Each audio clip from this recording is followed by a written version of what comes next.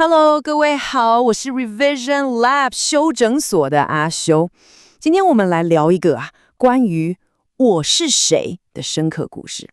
主角是一位哈佛大学的退休教授，叫做 Susan 苏莱曼。他的人生呢，抛出了一个非常非常值得我们去思考的问题。你可能会想，这不是很奇怪吗？为什么一个亲身经历过纳粹大屠杀，后来还成为顶尖学者的女性，要一直等到自己80多岁才真正成为一位幸存者？她明明就活下来了呀，怎么会到这么晚才成为幸存者呢？这中间的心理转折，就是我们今天要探索的核心。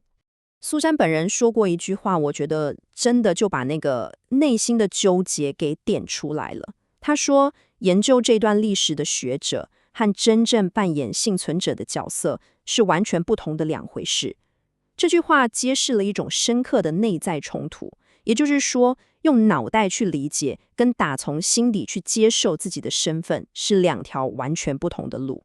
他虽然研究大屠杀，写了很多相关的书，但很长一段时间，他始终把自己跟幸存者这个标签划清了界限。在我们深入聊下去之前，先来看一个可能会让你倒抽一口气的数字，11%。这个数字代表什么？它代表在1939年的时候，所有活在欧洲的犹太儿童里面，最终只有11%的人成功活到二战结束。换句话说，当时每9个孩子里就有8个就这样消失了。而 Susan 就是那幸存的1/9。这个背景能让我们更理解他所经历的沉重，还有他后来为什么会选择沉默。那么，一个5岁孩子的战争记忆会是什么样子？这就是苏珊故事里最特别也最揪心的地方。他的记忆有很强烈的两面性，一方面，那段日子对他来说有点像是一场冒险。因为有爸妈陪着，他躲起来改名叫玛丽，学天主教的祷告跟歌曲。对一个孩子来说，这就像在玩一个很刺激的角色扮演游戏。但另外一方面，深层的恐惧其实一直都在。他曾经被自己一个人送到农场，也模模糊糊的知道世界上有个叫希特勒的怪物。如果他不小心说错话，露了馅，全家人的命就没了。这种冒险跟恐惧同时存在的童年，塑造了他非常独特的心理状态。我们来快速走过一下他的前半生。1939年，他在匈牙利的布达佩斯出生，刚好是战争爆发前夕。1944年，纳粹占领匈牙利，他开始了躲藏的生活。1949年，10岁的他离开匈牙利去了美国。关键就在这里。从那一刻起，他下定决心，把通往过去的那扇大门，砰一声关上了。而且这一关就是35年，一直到1984年，他才第一次回到布达佩斯。这段长达35年的空白非常重要。为了在新的国家活下去，苏珊跟很多当时的儿童幸存者一样，都练就了一项超能力，那就是韧性。在心理学上，韧性指的是从创伤中复原、继续往前走的能力。对这些孩子来说，忘掉过去，专注未来，努力融入新环境，是他们要成功的必要手段。他们必须变得非常坚强，才能盖过心里的伤。不过话说回来，这就引发了另一个思考。这种为了生存而发展出来的强大的韧性，难道都不用付出代价吗？当你全心全意地往前冲，是不是也代表你必须要把一部分的自己给割舍掉？而这个代价其实非常非常巨大，值得我们深入思考。首先，你为了往前跑，结果回头一看，发现连自己是谁都忘了。再来，你的身份认同会变得支离破碎，过去的你跟现在的你好像是两个完全不同的人。更深层的影响是，你会很难跟别人建立真正亲密的关系，因为你从小就学会筑起一道高墙来保护自己。这个防御机制长大后反而成了一种把自己孤立起来的阻碍。整整35年，苏珊就是这样生活的。你想想看，这几乎是一个人大半辈子的时间了。他成为了成功的哈佛学者，但那扇通往过去的门却被他自己亲手关得紧紧的。因为他知道，一旦打开，就要面对他花了半辈子力气才压下去的创伤。但是人生总有那么一个转捩点，改变的契机就在1984年发生了。他带着2个儿子回到了那个他以为自己早就忘掉的故乡布达佩斯。